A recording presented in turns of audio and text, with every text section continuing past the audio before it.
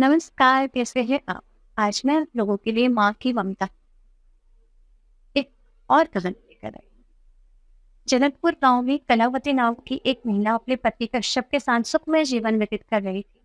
कश्यप लकड़ी की एक फैक्ट्री में मजदूरी करता था और उसकी तनख्वाह बहुत कम थी। फिर भी संतोषजनक जीवन व्यतीत कर रहे थे। कुछ महीने बाद कलावती ने एक बेटे को जन्म दिया, जिसका नाम वीरभद्र रखा गया। बच्चे के आगमन से उनका जीवन खुशियों से भर गया।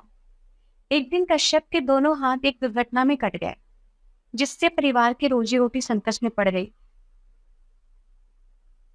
कलावती ने हार नहीं मानी और कंस्ट्रक्शन के काम में जुट गई और वह भारी ईंटें उठाती, रेत और सीमेंट की बोरियां ढोती और वीरभद्र को अपने साथ ले जाती। बच्चा बोलता तो वह उसे शांत करती और फिर से काम में लग जाती।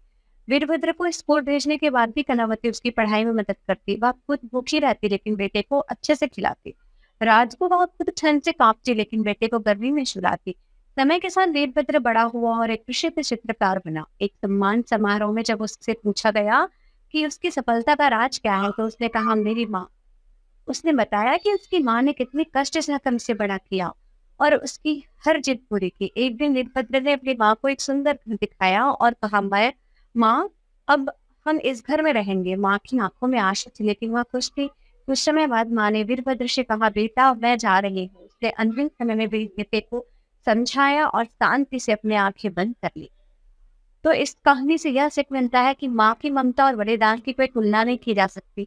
वह अपने बच्चों के लिए हर सुख और सुविधा छोड़ देती है। माँ के बिना पूरा जीवन अधूरा होता है।